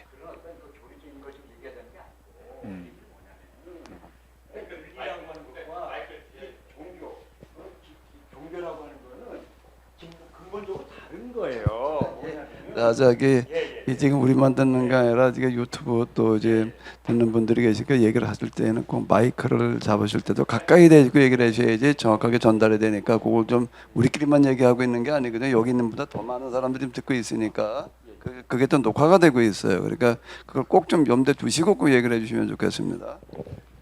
제가 있잖아요. 헬레니즘과 헤브라이즘을 얘기하는 건 다른 게 아니에요. 인간 이해가 차이가 있는 거예요. 헤브라이즘은 뭐냐면은 창조주가 있고 피조물이 있는 거예요. 그러면서 뭐냐면은 인간이 영과 육이 나누어진다라고 하는 그 헬레니즘에 대해서 아니다. 헤브라이즘은 영과 육은 나누지 않는다. 그러나 창조주와 피조물이 있다. 이게 헤브라이즘이고요. 헬레니즘이 뭐냐면은 인간은 영과 육이 나누어진다. 어떻게 나누냐? 영은 거룩한 거. 그래서 형상은 고귀한 거, 거룩한 거. 그 다음에 진료는 낮은 거, 육은 낮은 거. 이게 나눠지면서 그다음에 뭘 말하느냐? 인간은 무한한 가능성을 가지고 있기 때문에 우리가 이성적으로 깨달으면, 자연 원리를 알면 우리는 세계를 정복할 수 있다 해가지고 인간 숭배 사상이고, 헤브라이즘은 인간은 죄인이다. 그리고 인간은 피조물이다. 그래서 하나님이 필요하다. 그래서 인간이 그 하나님을 숭배해야 된다. 그게 헤브라이즘이에요. 그러면서 뭘 말하냐면, 이것이 헬레니즘으로 가면서 기독교가 성경이 말하는 이 분리와 구분을 헬레니즘이 구별을 못했어요. 그게 중세의 실수였어요. 뭐냐면은 창조주와 피조물은 나눠지는 겁니다. 그러나 성경은 창조주와 피조물이 분리돼 가지고 아무 관계가 없다, 그게 아니고 이것이 하나님의 사랑 가운데 관계가 있다라는 거예요. 근데 볼트만이 요한복음을 해석하면서 헬레니즘적으로 해석하면서, 헬레니 뭔데? 영과 육이 나눠진대. 그거에 대해서 요한복음은 잘못한 거야. 그거는 하나님이 영과 육이 나눠지지 않는다라는 걸 보여주기 위해서 말씀이 육신이 되어서 육으로 오셨다고 하는 그 영과 육이 하나 된 모습을 예수 그리스도를 통해서 보여준 거예요. 그래서 영지주의에 대한 전격적 반격입니다. 그래서 지금 자꾸 헤브라이즘 얘기하는 까닭은 다른 게 아니라 헬레니즘이 나쁘다는 뜻이 아니에요. 헬레니즘 영향은 다 받아요. 그렇지만 기본적으로 신앙이라고 하는 건 헤브라이즘에 기초한 거지, 헬레니즘 갈 때 이분론으로 바뀌고 그러면서 이게 차이가 나면서 평등이 깨지고, 그래서 예수께서 나는 하나님이 인간이 오셔가지고 내 친구다. 그래서 수평적인 사랑을 얘기했던, 그래서 진정한 의미에서 예수를 알아야 되고, 우리가 복음서를 얘기할 때 복음서의 그 예수님의 행위만을 얘기하는 대부분의 얘기를 공감하는 것뿐만 아니라, 요한복음 왜 너희들 나를 그렇게 보지 말어, 난 너희와 똑같은 친구야 라고 하면서 가장 가까운 친구로서의 사랑이 이런 거야 라고 하는 하이라키를 깨면서 진정한 하나님은 이런 모습이라는 걸 보여줬기 때문에, 하나님은 어떻게 알아? 예수를 보면 안다. 이 얘기를 하자라는 거거든요. 요한복음은요, 창조주와 피조물을 분리하자는 거죠. 그리고 하나님과 인간은 그렇지만 헬레니즘이 말하는 분리가 아니라 관계로서 역사 속에 같이 언제나 함께 하신 하나님이다. 이거를 예수를 통해서 보여줬다라는 거죠. 예, 네, 네, 강 목사. 네, 네, 네. 어쨌든 하고 난 뒤에 열띤 논쟁이 벌어졌다는 거는 대단히 바람직한 현상이다. 그리고 저희가 지금 의도했던 그런 거와 좀 이제 비슷하게 가고 있다라고 생각이 들어서 너무 다행이라고 생각이 되어지는데요. 근데 이제 결국은 예수님을 인간으로 볼 거냐 하나님으로 볼 거냐 뭐 이런 문제인 거 같아요. 그리고 이거는 이제 해결되기 어려운 영원한 평행선을 달리게 되는 어떤 그런 문제를 안고 있는데, 근데 이제 이게 해법을 평행선을 가면 안 되잖아요. 만나야 되잖아요. 어떻게 우리가 이걸 만나게 할 거냐라고 하는 거가 이제 중요한 문제인데, 철학과 종교를, 윤리와 또 신앙을 구분만 지어가지고 이제 본다라고 할 때에는 해법을 찾아보기가 어려울 것 같아요. 그런데 윤리가, 제가 아까 이제 첫 시간에 얘기하셨던 그 마지막 부분에서도 얘기한 대로 윤리와 도덕과 철학에서 도달할 수 있는 마지막 최종적인 덕목은 내가 하기 싫은 거를 남에게 하라고 그러지 마라. 그 이상은 없는 거예요. 철학과 윤리와 도덕에서는요, 그 이상은 말할 수가 없어요. 그럼 예수님께서 말씀하신 내가 대접받고자 하는 대로 대접해 주어라. 내 이웃을 내 몸과 같이 사랑해라. 이거는 윤리와 도덕, 철학에서 나올 수 있는 가르침이 아닌, 근데 그걸 우리는 아가페라고 얘기를 하잖아요. 아가페는 인간의 윤리가 아니라고요. 하나님의 윤리이지. 그러면 예수님의 가르침은 공자나 시다르타의 가르침과는 다르다고요. 그거는 인간의 윤리고 인간의 가르침이고 인간이 할 수 있는 영역이라고 한다면, 예수님의 가르침은 인간의 가르침을 거부하는 게 아니라 다 안고 있으면서 하나님의 실천, 하나님의 아가페를 우리에게 요구하고 있다고요. 이런 측면에서 예수님의 윤리와 가르침은 다른 철학이나 도덕에서 가르치는 논어나 어떤 불교에서 가르치는 것과는 같은 가르침이 아니다라고 우리가 이제 손을 그어봐야지 될 것 같고, 그러면 이걸 실천하는, 중요한 건 실천이잖아요. 예수님의 가르침은 아가페는 신적인 실천이지 인간의 실천이 아니에요. 원수를 어떻게 내 맘과 같이 사랑해요? 원수를 용서하는 것도 사실 어려운 이야기이지, 원수를 사랑한다, 내 것을 내 맘과 같이 사랑해라라고 하는 걸 인간이 할 수 있는 영역이 아닌데, 그건 하나님의 영역인데, 그러면 어떻게 그걸 실천을 해야 되느냐라고 할 때에는 그건 전적으로 하나님의 도우심 가운데에서 가능한 거지, 인간만 실천할 수 있는 윤리와 도덕이 아니란 말이에요. 아가페를 어떻게 인간이 실천을 해요?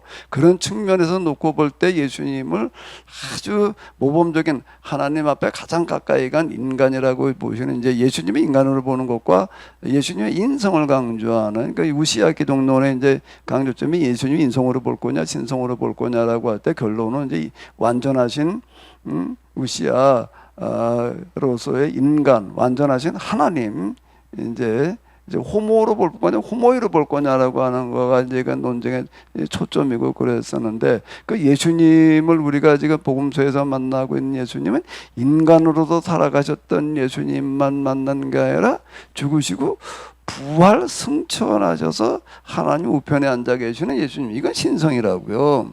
그 인성과 신성을 같이 들어있다라고 하는 것을 우리가, 이거는 포기할 수 없는 명제라고요. 예수님을 통해서만 구원받는다라고 얘기하는 건 우리가 포기할 수 없는 명제인데, 그러면 그냥 예수님을 믿어야지만 돼, 예수님 통해서만 될까, 다른 종교 다른 것 같지만 안 돼, 이렇게 얘기할 것이 아니라 해석을, 제가 계속 얘기하는 것은 이거에 이제 해석을, 스토리텔링을 이야기로 해석을 해 나갈 때 예수님의 가르침이 최고의 가르침이고 그 이상의 가르침이 없고 그것이 곧 진리다.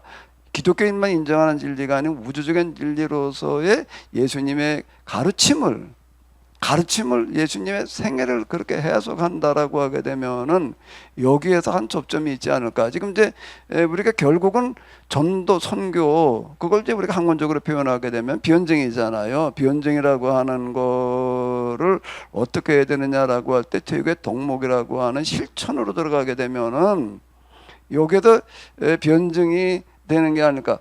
타종교에서도 인정할 수밖에 없는 그런 진리와 실천을 우리가 얘기를 하게 되면 되는 게, 예수님 통해서만 구원받는다 이렇게 말하지 말고, 그건 명제가 바닥에 깔고 우리가, 그건 문자예요. 이면적인 해석으로 들어가 가지고 예수님 통해서만 구원받는다는 얘기는 예수님께서 가르치신 내 자기 대접받고 싶은 대로 대접해 주어라보다 더 큰 거는 없다고요.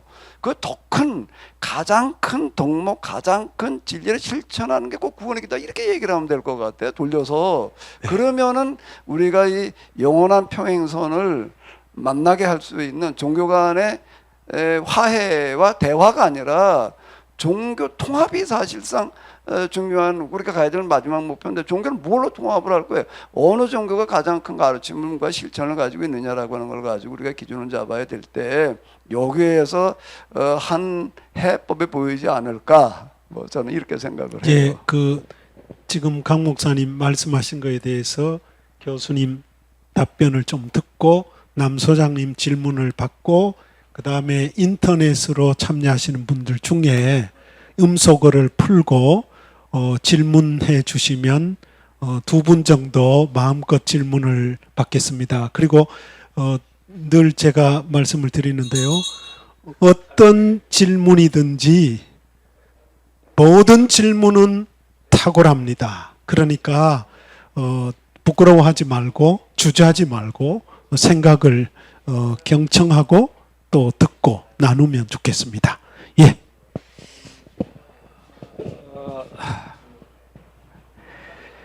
저는 우리 기독교가 죄와 죽음의 문제에 갇혀가지고 거기에 목매서 우리가 추구해야 될 보편적인 진리를 놓치는 경우가 있지 않겠는가, 이런 염려를 하고요. 그 창세기 1장에 창세기에 나오는 그 아담이 그 사과를 따먹어서 이브가 그래서 하나님을 보기 위해서 죄인이 됐다. 그래서 쫓겨났다. 이건 그 시대의 어떤 하여튼 인간이 당하고 있는 고통과 어려움에 대한 하나의 그 후기 유대교의 해석이죠. 그들은 이런 시각에서 그걸 본 거예요. 그것을 이제 이 죄인 논리를 어거스틴이 이걸 이제 교리화하고, 어거스틴 이후에 이제 신학이 모든 것이 이제 죄와 죽음을 문제 가지고 나 죄인이 아니에요. 내가 왜 죄인입니까? 나는 하나님의 아들이고 하나님의 뜻을 실천하다가 감옥에 갇히고 실명하고 지금까지 그 편에서 하나님의 뜻을 실천하는 그 민중 편에서 내 삶을 살아왔어요. 지금도 살아가고 있고 내가 왜 죄인이에요? 내가 왜 죄의식을 가져야 돼요? 나는 하나님의 의로운 먼저 그 나라와 의를 구하라. 나는 의인이죠. 하나님의 아들입니다. 이런 내 자의식을 가지고 내 인생을 긍정적으로 지금까지 살아가고 그래서 내 모든 어려움을 그 사상으로 난 극복해 왔어요. 너무 우리가 죄인 사상에 매달리고 목매지 말고 거기에서 주눅 들어가지고 부정적으로 내 삶을 볼 필요가 없어요. 죽음과 죄라는 것은 아까 제가 설명했죠. 죽음이라는 것은 하나님이 주신 하나의 축복이에요. 그걸 왜 우리가 그거 가지고 왈가왈부합니까? 그냥 그대로 받아들이면 돼. 하나님의 숨을 거둬가시면 그냥 우리가 하나님께 돌아가는 거지. 자연으로 돌아가는 거지. 하나님 품으로 가는 거지. 그걸로 끝나는 거지. 그거 가지고 우리가 너무 사단 내거나 이럴 필요. 우리는 죄의 의식에서 좀 탈피한 기독교. 내가 죄인이라는 이런 강박관념에서 좀 해방되고 내가 이 사회를 위해서 어떻게 좀 더 나은 이 사회를 내가 만들 수 있겠는가, 창조할 수 있겠는가, 모두가 잘 사는, 모두가 행복하게 사는 이런 기본소득제가 실천되는 이런 세계를 우리가 어떻게 만들고 이끌어 가야 될 것인가. 이 문제를 가지고 우리 고민해야지 내가 죄인이라는 여기에 맺혀가지고. 예, 감사합니다. 우리 남 소장님. 눌리세요. 옆에 눌러요. 무트를 눌러요.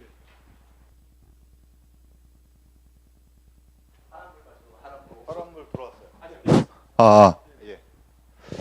네, 김 교수님. 김 교수님 죄인이 아니시죠? 동의하고요.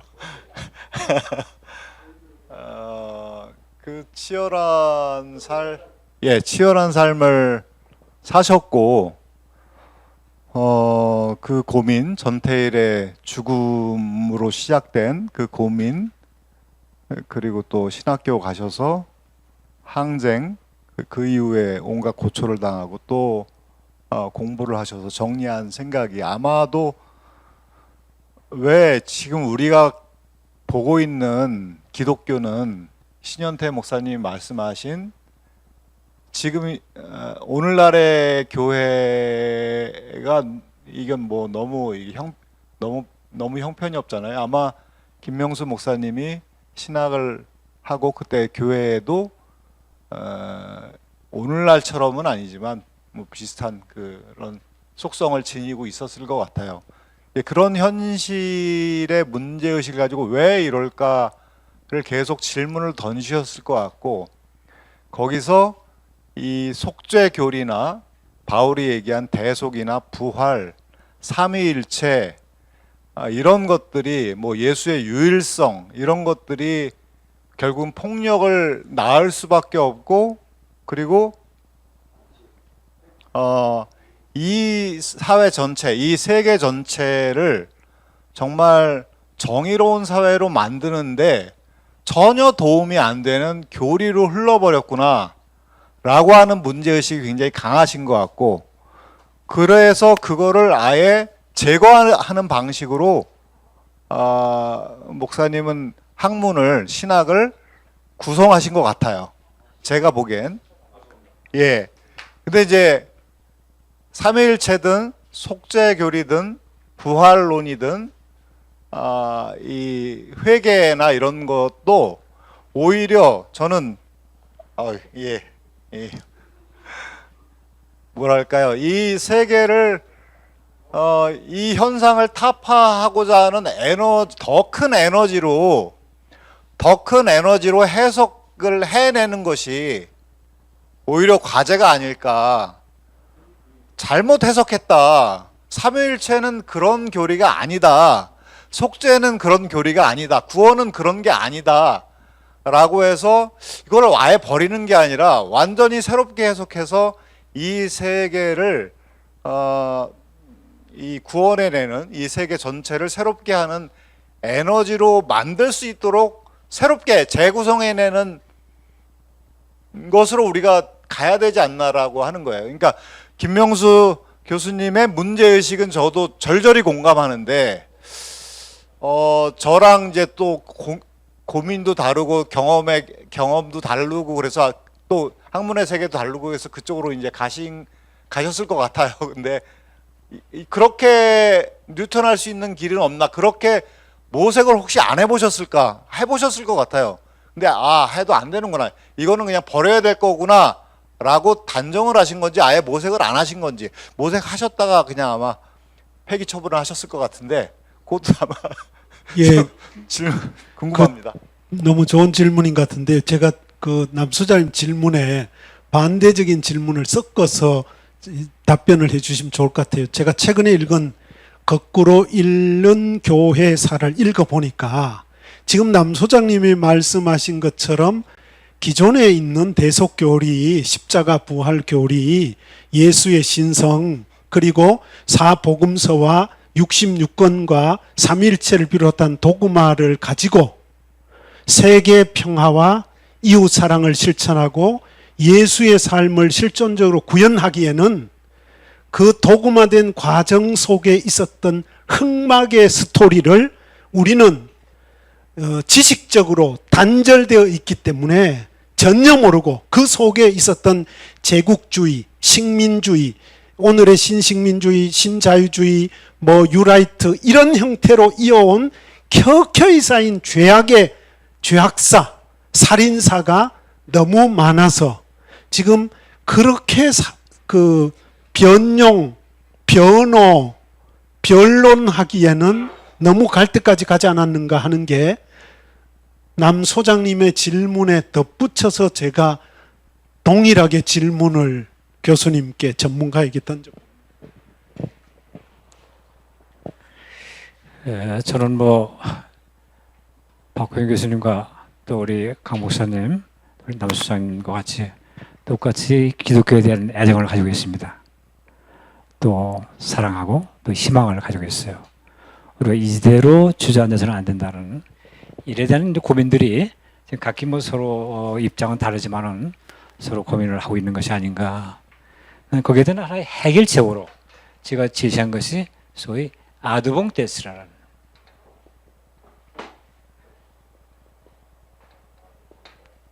르네상스의 아드봉테스 운동이죠. 과거가 현재를 구원한다. 누구 말이죠? 한강.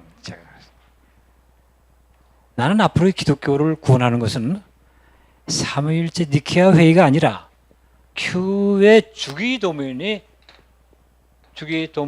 우리가 바로 깨치고 이것을 생활화하고 사회화할 때, 이때 기독교는 이 사회에 순기능하고 하나님의 뜻을 이루는 거기에 기여할 수 있다, 이렇게 봐요.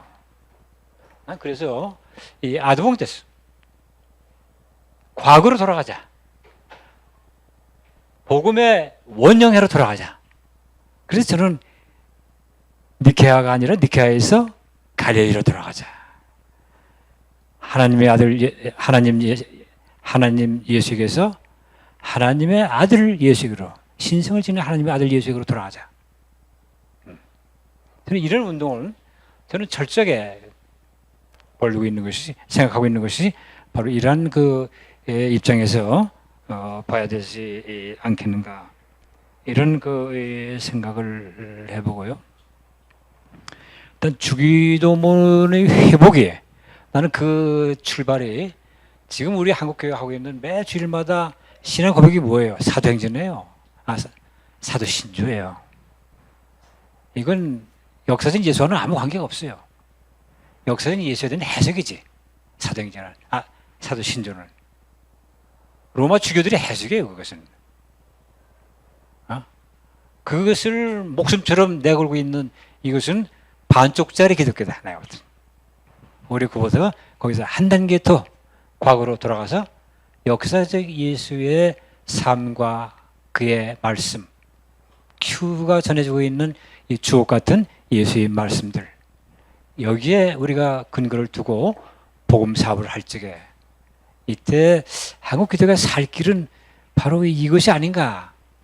저는 그래서 지금 그 얘기하는 거지, 제가 뭐 이 기독교 자체를 뭐 부정하거나 삼일주 자체도 뭐 부정하는 건 아닙니다. 그렇지만 하여튼 뭐 나는 그걸 내 신조로 삼지 않는다. 나는 오히려 그 삼일체가 아니라 큐의 역사적인 예수. 그렇지, 관점이 차이죠. 관점이 차이죠. 예, 그렇게 보시면 되겠습니다. 네, 감사합니다. 그 온라인으로 참석하시는 분들 중에 질문 받겠습니다. 그 뮤트 풀어주시고 이렇게 세계적인 석학들을 모시고 하는 이 멋진 강의에 온라인으로 부지런히 열심히 참석해 주신 여러분들 아주 존경합니다. 그 질문해 주세요. 어떤 질문이든지 모든 질문은 탁월하고 고귀합니다. 존중합니다. 그래요. 네, 댓글 써주셔도 되겠습니다. 네, 유튜브로 혹시 보시는 분은 지금 여기 강 목사님, 길동무 목사님 전화하시면 그쪽으로 전화를 하시면 다이렉트로 그 질문을 강사님께 전달하겠습니다. 네, 혹시 여기 계신 분들 중에 전화번호를 하셔도 됩니다. 네.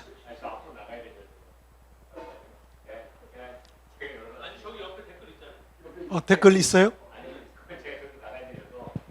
네. 자, 질문 들어올 동안에 지금 오이도 드시고 하는데, 예, 네, 네. 다른 분이 많이 하셔서 가급적 저는 안 하려고 했는데 아까 부자 유친 얘기했어요. 예수의 기도, 주기도문에. 근데 그 부자는 동양의 부자는 진짜 아버지와 아들의 관계고 예수님은 하나님과 자신의 관계예요. 이걸 뭐 호모 우시오든 이웃이오든 그렇다면 동양에서 부는 하늘의 부, 하늘을 믿었나? 인격적인 신으로 공자를 믿었나? 그들도 제사를 드렸다는 말이 있는데 아버지와 아들이 아니라 하늘 아버지와 이 땅에 있는 인간이라는 그 개념이 공자나 동양 철학에도 있는지 좀 궁금은 했어요. 또 하나는 그 큐가 원복음이고 이걸로만 복음을 충족하신다고 보시는 것 같은데 저는 많은 예수님의 활동이 있었을 텐데 그 사람들은 시만을 어록만을 모았어요. 예를 들면 우리가 문학 작품에는 다양한 게 있는데 나는 시를 좋아해서 시만 모은 사람이 있어요. 그 문학 작품은 오직 시만이 문학이냐? 수필도 있고 소설도 있단 말입니다. 시만 가지고도 뭐 인간의 모든 애환을 표현을 할 수 있지만 큐 공동체는 예수의 어록을 모아서 장르별로 모아서 그걸 보존한 공동체인데 그들은 죽은 것도 모르고 예수의 부활도 몰랐을까? 그거는 자기들이 뭐 다른 사람이 모았거나 자료가 없어서 자기들은 어록만 모았단 말입니다. 근데 그 어록만이 복음의 전부이고 어록만으로만 복음을 충족된다. 예수의 죽음도 필요 없다. 부활이 없어도 예수 기독교 복음은 상관없다고 그들은 생각했을까? 단 그들은 예수의 어록을 좋아했기 때문에 그것만을 모았고 그게 성서 안에 들어가지 않았을까? 그런 생각을 하거든요. 그래서 큐를 아드 폰테스로 찾아주셔서 회복하셔서 예수의 원초적인 복음을 살려주신 고마워요. 사도신경처럼 예수가 동정녀로 태어났는데 바로 죽어버려요. 예수님 어떻게 살았는지에 대해서 고민이 없는 게 이게 기독교의 한계예요. 예수가 죽어서 우리 대속했으니까 우리는 죽으면 천당 가면 되지 않느냐. 예수가 어떻게 살았든 상관없다. 이런 식으로 기독교를 타락시키는 원인도 그 못하면 그렇지만 예수가 사도신경에도 어떻게 오셔서 어떻게 사시고 어떻게 한 걸 사도신경에 들어가야 된다고 봐요. 이런 사도신경을 계속 고백하다 보면 예수는 완전히 그냥 죽기 위하여 부활하기 위하여 온 예수가 되어서 어떻게 사는지에 대한 고민을 우리에게 안 준단 말이에요. 그런 의미에서 예수의 삶을 재조명한 건 좋으나 그러나 산 것이 없이 그렇게 살다가 죽었단 말이에요. 죽었고 또 그 죽은 예수를 하나님이 어렵다고 인정하셔서 부활시켰단 말이에요. 그리고 다른 종교에 없는 우리 기독교만의 고유한 특징은 부활의 종교란 말이에요. 예수의 부활이 없었다면 과연 Q 공동체고 뭐 공동체가 있었을까? 다 와야 되지 않았을까? 물론 예수가 죽어서 개죽음 죽어서도 예수의 말씀이 너무나 귀해서 도덕적 윤리적인 교훈을 모아서 그걸 지키려고 하는 공동체가 존재했을 것은 있을 수는 있겠으나 실제적으로 부활 없는 기독교가 가능하며 부활 종교를 빼버리고 기독교의 그 고유한 정체성을 유지할 수 있을까? 그렇게 되면 아까 말대로 모든 종교는 도덕 종교로 평준화되는데 그래도 좋겠는가? 김 박사님은 그냥 기독교를 도덕 종교로만 해도 물론 종교 갈등보다는 종교 평화, 종교적인 대화가 더 오늘날 필요한 시대에 있긴 해도 김 박사님이 평생 믿어왔던 신앙 중에는 죽음의 종교, 부활의 종교가 완전히 무의미한 것이 되어버렸는지 그 안에는 어떤 다른 종교보다 우월하다 안 우월하다를 비교를 떠나서 기독교가 주는 어떤 고유한 놀라운 메시지가 있을 거 아니냐, 왜 우리가 부활을 포기할 수 있느냐, 뭐 이런 고민을 해보시지 않으셨는지 궁금해요. 그리고 제가 아까 두 가지 얘기했어요. 동양의 부자 유친과 예수님의 부자 기도는 다른데 동양에도 과연 하늘의 부, 인격적인 초월적인 하나님에 대한 신앙이 있었었는가? 단순히 아버지와 아들 사이에 이런 수평적인 도덕 윤리가 아닌 동양 종교에도 우리가 알지 못하지만 초월적인 하나님에 대한 경외, 제사, 숭배가 있었지 않았겠느냐? 그러면 기독교와 상당히 유사한 점은 있다. 또 하나는 큐만을 가지고 복음을 제안하거나 협소화하는 게 그러면 십자가와 죽음도 무관한 종교가 되는 게 과연 바람직하기보다는 그게 가능한가? 이런 얘기죠. 아주 중요한 질문을 하셨는데 일단 동양에서는 그 상제 개념이 있었죠. 상제 하나님. 그래서 특히 그 동학의 최재우가 시천주도 상제 하나님을 마음속에 모시고 있다 이런 개념인데 그것을 이제 우리 기독교를 볼 때 그렇죠. 상제를 같은 것으로 볼 수 있고 또 한 가지는 과연 교회는 예수의 죽음과 대속과 부활이 없는 건 확실한데 왜 그런가?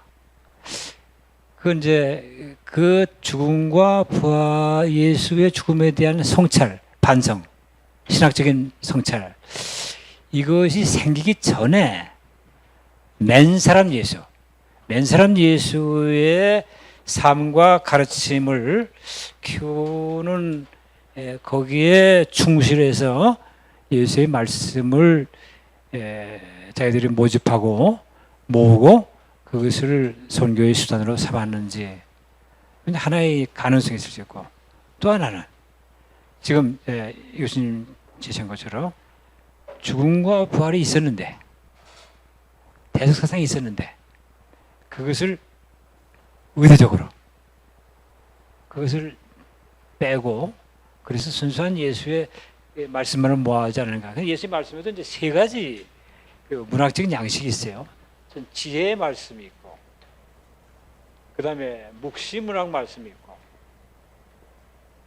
그 다음에 인자 기독론 말씀이 있습니다. 이 문학적인 세 가지. 그러니까 하나 예수 말씀이라 해서 그냥 전부 똑같은 것은 아니고 이런 문학적인 양식에서 이런 세 가지의 어떤 그 차이가 나타난다는 것을 말씀드리고 다른 그 종교와 기독교를 나는 차별의 차원에서 봐서는 안 된다고 봅니다. 차별해서는 안 되고 차이지. 수평적인 차이가 존재할 뿐이지 수직적인 차별, 이 시각으로 보면은 해결 방법이 없어요. 세계 문제를. 서로 다르면서, 그러면서 서로 도와서 인류의 공동선을 위해서 같이 추구하고 노력하는, 이것이 중요한 것이지 너는 아니다. 차별해서. 차별이 아니라 차이다. 기독교와 타종교 관계는 이 차원에서 서로 협력하고 서로 도와서 어떤 공동 인류의 선을 보다 나은 대동 세상을 구원하기 위해서 우리가 함께 노력하는 이 자세를 갖는 것이 이게 상식적인 것이 아닌가. 또 그래야 이게 좀 설득력이 있지 않겠는가. 이런 생각을 해보죠. 감사합니다. 거기 유튜브나 온라인으로 참석하시는 분 중에 질문하실 분 혹시 전화로나 문자로 하신 분 없습니까? 없지요? 네. 예, 그러면 그 이후 강의가 또 오후에도 계속되니까 그때라도 전 강의를 하신 세 분, 또 계속 강의를 하신 세 분, 또 우리 모두를 향해서 질문 올려도 또 전화하셔도 존중하고 환영합니다. 뜨거운 박수로 이 강을 감사의 표시를 드리고 사진 찍겠습니다. 너무 감사합니다.